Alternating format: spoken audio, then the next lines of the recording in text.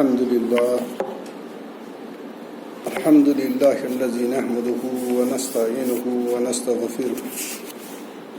ونعوذ بالله من شرور أنفسنا ومن سيئات أعمالنا من يهده الله فلا مضل له ومن يضلله فلا هادي له ونشهد أن لا إله إلا الله ونشهد أن سيدنا وسندنا ومرشدنا ومولانا محمدا عبده ورسوله بأرسل حق بشيرا ونذيرا وداعا إلى الله بإذنه والسراج منيرا أما بعد فإن خير الحديث كتاب الله وخير الهدي هدي محمد صلى الله عليه وسلم وشر الأمور محدثاتها وكل محدثات بدعة وكل بدعة ضلالة وكل ضلالة في النار. قال الله تبارك وتعالى في كتاب الحميد وفرقان العظيم فاستعوذ بالله السميع العليم من الشيطان الرجيم بسم الله الرحمن الرحيم قل إن صلاتي ونسكي ومحياي ومماتي لله رب العالمين لا شريك له وبذلك أمرت وأنا أول المسلمين. اللهم صل على محمد وعلى آل محمد كما صليت على إبراهيم وعلى آل إبراهيم إنك حميد مجيد. اللهم بارك على محمد وعلى آل محمد كما باركت على إبراهيم وعلى آل إبراهيم إنك حميد مجيد. رب اشرح لي صدري ويسر لي أمري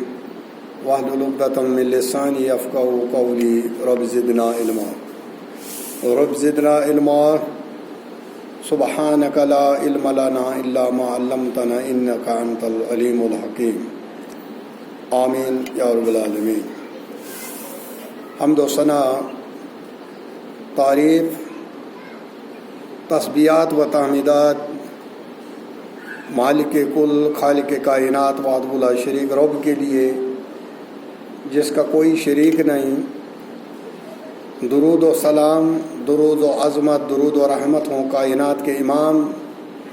امام اعظم حضرت محمد رسول اللہ صلی اللہ علیہ وسلم کی ذات اقدس پر، جنہیں الہ العالمین نے رحمت بنا کر بھیجا اور قرآن کے اندر اعلان فرمایا وما ارسلناک الا رحمۃ للعالمین. حمد و ثنا، درود و سلام کے بعد اللہ رب العالمین اپنی رحمت میں جگہ دے صحابہ کرام کو، اولیاء کرام کو، علماء حق کو، جنہوں نے اس دین حق کو مینوان ہم تک پہنچایا. ہم بات کر رہے ہیں توحید پر. آج ہم بات کریں گے جہاں غیر اللہ کے نام پر جانور ذبح کیے جائیں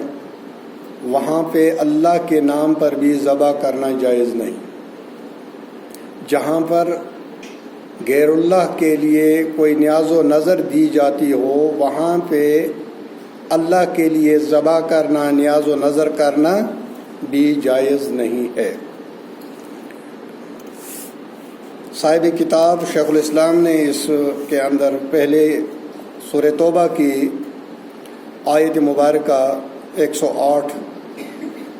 اس کے اندر کوٹ کی ہے، جس کا ترجمہ میں آپ کے سامنے پیش کروں گا.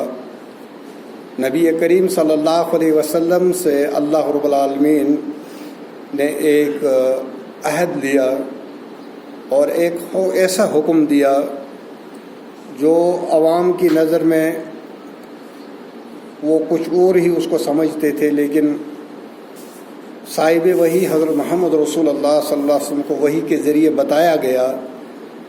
تو انہوں نے وہ کام کیا. وہ مسجد زرار جو تھی اس کو گرانے کا حکم اور جلانے کا حکم محمد رسول اللہ صلی اللہ علیہ وسلم کو اللہ رب العالمین نے دیا. منافقین نے محمد رسول اللہ صلی اللہ علیہ وسلم سے گزارش کی کہ ہم نے ایک مسجد بنائی ہے، اس میں ہمارے لیے نماز پڑھ دیجئے تاکہ ہمیں اس مسجد میں برکت ہو. تو اس میں نبی کریم صلی اللہ علیہ وسلم تھوڑی جلدی میں تھے، فرمایا جب ہم سفر سے واپس آئیں گے اس کے بعد دیکھا جائے گا۔ تو نبی کائنات صلی اللہ علیہ وسلم پر یہ آیت نازل ہوئی، فرمایا اللہ رب العالمین نے آپ کبھی اس مسجد زرار میں عبادت کے لیے کھڑے نہ ہونا، اس مسجد زرار کے عبادت کے لیے اس میں کھڑا نہیں ہونا، البتہ وہ مسجد جس کی بنیاد شروع دن سے ہی تقوی پر رکھی گئی ہے، وہ زیادہ موضوع ہے کہ آپ اس میں عبادت کے لیے کھڑے ہوں۔ اس میں ایسے لوگ ہیں جو پاک صاف رہنے کو پسند کرتے ہیں، اور اللہ تعالیٰ کو بھی صفائی پاکیزگی اختیار کرنے والے لوگ ہی پسند۔ تو یہ حکم نازل ہوا محمد رسول اللہ صلی اللہ علیہ وسلم سفر کے واپسی پر۔ نبی کریم صلی اللہ علیہ وسلم نے اس مسجد کو توڑا اور جلایا، کیونکہ وہ اس لیے بنائی گئی تھی تاکہ مسلمانوں کے درمیان افتراق پھیلایا جائے، ان کے نا اتفاقی ہو، ان میں آپس میں جو یہ بائی ہیں یہ بھائی چارہ توڑ دیا جائے۔ یعنی اوور آل اس کا مقصد یہ تھا کہ اسلام کو نقصان پہنچایا جائے، اسلام کے خلاف سازش کرنے کے لیے جو اڈا بنایا گیا تھا، اور انہوں نے اس کو نام دیا تھا مسجد کا۔ تو اللہ رب العالمین نے فرمایا یہ مسجد زرار ہے، کیونکہ یہ تکلیف پہنچاتی ہے مسلمانوں کے درمیان، ایک دوسرے کے خلاف کھڑا کر دیتی ہے۔ تو ایسی چیز، ایسی عبادت گاہ بنانا جس میں مسلمانوں کے درمیان تفریق پیدا کی جائے اور لوگوں کو نقصان پہنچایا جائے، تو ایسی مسجد نہیں، بلکہ وہ اسی حکم میں آئے گی جو مسجد زرار کا حکم حضرت محمد رسول اللہ صلی اللہ علیہ وسلم کو اللہ رب العالمین نے دیا کہ آپ اس میں کبھی بھی کھڑے نہ ہو جائیں عبادت کے لیے۔ اگر محمد رسول اللہ صلی اللہ علیہ وسلم اس میں عبادت کے لیے کھڑے ہو جاتے، ان کا مقصد یہ تھا کہ اس سے برکت ہو جائے گی، مومنوں کا مقصد تھا برکت ہونا، لیکن منافقین کا یہ مقصد نہیں تھا۔ ان کا مقصد تھا کہ مسلمانوں کو تکلیف پہنچائی جائے، اسلام کی دعوت کو روکا جائے، اسلام کے خلاف سازشیں کی جائیں۔ تو اس لیے انہوں نے وہ مسجد کے نام سے وہ بنوائی تھی، لیکن ان کا مقصد کچھ اور تھا۔ لیکن اگر کسی آدمی کا مقصد یہ ہے کہ میں مسجد بناؤں گا، یا کہیں پہ گھر میں بھی ایسا ہو سکتا ہے کہ کوئی کمرہ مخصوص کرنا ہو مسجد نماز کے لیے، تو کسی نیک انسان سے، بڑے عالم سے آپ یہ درخواست کر سکتے ہیں کہ آپ اس میں نماز پڑھ دیجئے تاکہ اس میں برکت ہو۔ تو محمد رسول اللہ صلی اللہ علیہ وسلم سے اس کے علاوہ بھی بہت ساری جگہوں پر ثابت ہے کہ ایک عورت نے محمد رسول اللہ صلی اللہ علیہ وسلم سے فرمایا، یا رسول اللہ صلی اللہ علیہ وسلم میں نماز پڑھتی ہوں،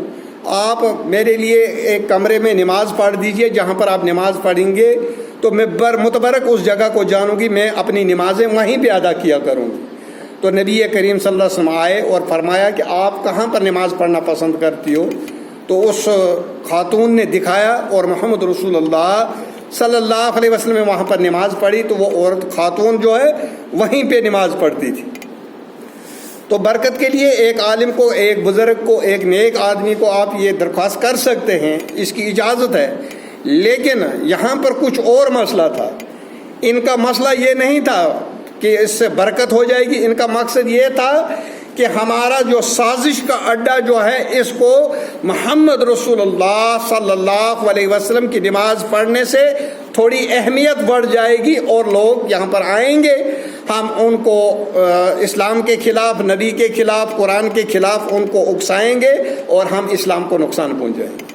تو اللہ رب العالمین نے بذریعہ وحی محمد رسول اللہ صلی اللہ علیہ وسلم کو فرمایا۔ سورہ توبہ کے اندر یہ آیت ہے کہ آپ کبھی بھی اس مسجد کے اندر عبادت کے لیے کھڑے نہ ہوں، کیونکہ یہ مسجد زرار ہے، یہ مسلمانوں کے درمیان آپسی بھائی چارے کو توڑنا چاہتے ہیں اور ان کو نقصان پہنچانا چاہتے ہیں۔ تو اللہ کے نبی صلی اللہ علیہ وسلم، حضرت ثابت بن ضحاک سے روایت ہے کہ ایک شخص نے بوانا مقام پر، بوانا ایک مقام ہے، وہاں پر اونٹ ذبح کرنے کی منت مانی تھی، نظر مانی تھی، نیاز مانی تھی۔ آج ہم یہ پڑھ رہے ہیں جہاں غیر اللہ کے نام پر ذبح کرنا، ذبح کیے جائیں، وہاں پر اللہ کے نام کا ذبیحہ کرنا بھی منع ہے، کیونکہ اس سے اگر آپ اللہ کے نام پر ذبح کرو گے تو جو غیر اللہ کے نام پر ذبح کرنے والے ان کو اہمیت بڑھ جائے گی، ان کو ایک دلیل مل جائے گی، ان کو ایک راستہ مل جائے گا۔ یعنی آپ ان کو دلیل پرووائڈ کر رہے ہیں کہ آپ کا یہ جو کام ہے غیر اللہ کے لیے جو ذبح کر دے یہ جائز ہے، لیکن وہاں پر اللہ کے لیے نیاز کرنا بھی حرام منع ہے۔ تو آج ہم یہ پڑھ رہے ہیں، حضرت ثابت بن ضحاک رضی اللہ تعالیٰ سے روایت ہے کہ بوانہ مقام پر ایک آدمی نے نیاز مانی تھی، نظر مانی تھی کہ میں وہاں پر ایک اونٹ ذبح کروں گا۔ اس نظر کو پورا کرنے کے لیے اس کے متعلق نبی کریم صلی اللہ علیہ وسلم سے پوچھا، یا رسول اللہ صلی اللہ علیہ وسلم میں نے بوانہ مقام پر اونٹ ذبح کرنے کی نظر مانی ہے، کیا میں یہ ذبح کر لوں، اپنی نظر پوری کر لوں یا نہیں؟ فتویٰ پوچھ رہے ہیں، سوال کا جواب پوچھ رہے ہیں صحابی حضرت محمد رسول اللہ صلی اللہ علیہ وسلم۔ سوال کرنے والے صحابی ہیں اور جواب دینے والے، فتویٰ دینے والے کائنات کے امام صاحب وحی حضرت محمد رسول اللہ صلی اللہ علیہ وسلم کی ذات ہے۔ نبی کریم صلی اللہ علیہ وسلم نے فرمایا، هل كان فيها وثن من اوثان الجاہلیہ یعبدوا، کیا وہاں پر کوئی بت تھا جس کی لوگ پوجا کرتے تھے، جس کی لوگ عبادت کرتے تھے؟ پہلا سوال کیا۔ یعنی اس سے یہ بھی ثابت ہوا کہ مفتی کو پہلے پوچھنا چاہیے، اگر کوئی مسئلہ اس کے حالات جاننے چاہیے، یہ مسئلہ کیوں پوچھ رہا ہے، اس کا مقصد کیا ہے، اس کا وقوع محل کیا ہے، اس کا مقصد کیا ہے، کیوں یہ پوچھ رہا ہے، اور پوری تفصیل معلوم کرنے کے بعد ایک مفتی کو فتویٰ دینا چاہیے۔ تب تک وہ فتویٰ نہ دے اور کوئی بھی ایرا گیرا نتو کھیرا کوئی آئے سائیکل پر چلنے والا وہ راستے میں جا رہا ہے اس سے فتویٰ پوچھا جائے، ایسا نہیں ہے، بلکہ فتویٰ اسی سے پوچھا جائے جو جاننے والا ہو، جو عالم ہو، کیونکہ اللہ رب العالمین نے قرآن میں فرمایا فَاسْأَلُوا أَهْلَ الذِّكْرِ إِن كُنتُمْ لَا تَعْلَمُونَ، پوچھو جاننے والوں سے اگر تم لوگ جانتے نہیں۔ خود فتوے مت دے دو، خود فتوے مت لگاؤ، خود کسی کو اسلام سے بے دخل مت کرو، اسلام سے خارج قرار دو، کسی کو کافر بناؤ، کسی کو کچھ کہو، ایسا خود مت کرو۔ یہ کام ان لوگوں کا ہے جو فتویٰ کے مسند پر بیٹھے ہوئے ہیں، جن کو یہ اختیار ہے، جن کے پاس یہ ڈگری ہے، وہ فتویٰ دے۔ ہر ایک آدمی اس وقت گوگل مفتی بہت بنے ہوئے ہیں، گوگل پر سرچ کیا ایک دم فتویٰ لگا دیا، گوگل پر سرچ کیا فلانی کو کافر قرار دیا، گوگل پر سرچ کیا، لیکن یہ چیز جو ہے امت کے لیے بہت بڑا نقصان، یہ امت کے لیے بہت بہت انتہائی بڑا نقصان۔ اس لیے جو دارالفتاوی سے جو تعلق رکھتا ہو وہ کبھی اس میں ٹانگ اڑانے کی کوشش مت کیجیے، فتویٰ مفتی کے حوالے کیجیے۔ جس طرح سے ہمارے پونچھ کے اندر جمعیت اہل حدیث جموں و کشمیر، ہماری جمعیت کا بہت بڑے مفتی صاحب ہیں، مفتی عبد الباسط المدنی حفظ اللہ، ان سے فتویٰ پوچھا جائے۔ ہر ایک مولوی سے آپ فتویٰ پوچھو گے، ہر لمبی داڑھی والے سے فتویٰ پوچھنا ایسا جائز نہیں۔ آپ معلوم کیجئے، جب آپ بازار میں جاتے ہو گھر کے لیے کوئی چیز خریدنی ہے، 10 دکانوں پر جاتے ہو، پہلے تحقیق کرتے ہو یہ کی چیز ٹھیک ہے میرے لیے، کہیں ریٹ زیادہ تو نہیں لگ رہی ہے، کہیں سڑی ہوئی تو نہیں ہے، کہیں میرے لیے یہ فائدہ پہنچانے کے بجائے یہ مجھے نقصان تو نہیں پہنچائے گی۔ جب اتنی تحقیق کرتے ہو تو اللہ کا دین تحقیق کے لیے زیادہ اس کا مستحق ہے کہ جب آپ کو دین کا کوئی مسئلہ معلوم کرنا ہو تو اس کے جاننے والے کے پاس جاؤ، تاکہ وہ آپ کو صحیح رہنمائی کرے، آپ اس پر عمل کریں گے، دنیا میں بھی سرخرو ہو جاؤ گے اور آخرت بھی آپ کی سدھر جائے گی۔ وگرنہ اگر تھوڑی سی کہالت برتی تو پھر الٹا نقصان ہو جائے گا۔ تو نبی کائنات صلی اللہ علیہ وسلم نے فرمایا هل كان فيها وثن من اوثان الجاہلیت یعبد، کیا وہاں پر کوئی ایسا بت تھا جس کی عبادت کی جاتی تھی؟ تو سوال کرنے والے جس کو سوال کیا گیا اس نے جواب دیا لا، نہیں، یا رسول اللہ صلی اللہ علیہ وسلم ایسا نہیں تھا۔ پھر دوسرا سوال کیا، قال فهل كان فيها عيد من اعيادهم، کیا اس سے پہلے وہاں پر کوئی میلہ لگتا تھا، ان کا تہوار ہوتا تھا؟ تو جواب دیا گیا لا فيها، تو فرمایا کہ نہیں ایسا نہیں ہوتا تھا۔ تو نبی کائنات صلی اللہ علیہ وسلم نے فرمایا اپنی نظر پوری کر لو، اپنے اونٹ کو لے جاؤ اور بوانا مقام پر ذبح کر لو، کیونکہ اگر وہاں پر کوئی بت تھا اس کی عبادت کی جاتی تھی، پھر اس کو اجازت نہیں ملتی، اس لیے پوچھا گیا۔ اگر وہاں پر کوئی میلہ لگتا تھا، مشرکین کا میلہ لگتا تھا، پھر وہاں پر اجازت نہیں ملتی، ذبح کرنے کی اجازت نہیں ملتی۔ مفتی جو یہ کلیئر ہو جائے کہ اس میں شرعی کوئی قباحت نہیں، پھر اس کے بعد فتویٰ دے۔ اس حدیث کے اندر پوچھنے والے کے لیے بھی نصیحت ہے، اس کے لیے بھی آداب سکھائے گئے ہیں، اور جو مفتی ہے جو آداب، اس مفتی کو بھی آداب سکھائے گئے ہیں کہ آپ نے فتویٰ دینا ہے، لیکن پہلے تحقیق کرنی ہے یہ فتویٰ کس وجہ سے مانگ رہا ہے۔ اگر شرعی قباحت نہیں ہے پھر فتویٰ دے دے، اگر اس کے اندر شرعی قباحت ہے تو پھر فتویٰ نہ دے۔ کئی لوگ لحاظ میں آ کر فتویٰ دے دیتے، اے بھائی اگر میں نے اس کو منع کر دیا تو یہ ناراض ہو جائیں گے، پوری قوم میرے خلاف ہو جائے گی، پورا محلہ میرے خلاف ہو جائے گا، لوگ مجھے پتہ نہیں کیا کہیں گے، میرے کھانے پینے کا مسئلہ ہے اس کو روک دیا جائے گا، میری دکان بند ہو جائے گی۔ لیکن جس نے یہ سوچا میری دنیا کی دکان بند ہوگی اور اس نے فتویٰ دے دیا، غلط فتویٰ دے دیا، اس نے اپنا ٹھکانہ جہنم میں بنا دیا۔ اگرچہ بڑا عالم بھی ہے لیکن اس کو سزا ضرور ملے گی، کیونکہ اس نے نبی کریم صلی اللہ علیہ وسلم کے پاس جو دین دے کر بھیجے گئے تھے، جس کا ہمیں بھی مکلف بنایا تھا لوگوں کو بتانے کے لیے، اس کا غلط فتویٰ دے دیا اور اس آدمی نے عمل کرنا شروع کر دیا، اور وہ جب تک وہ عمل کرتا رہے گا اس کے وہ گناہ، اس کو تو عمل نہیں ملیں گے لیکن اس کو بھی ملے گا جس نے یہ پہلے فتویٰ دیا، اس کو بھی ملے گا۔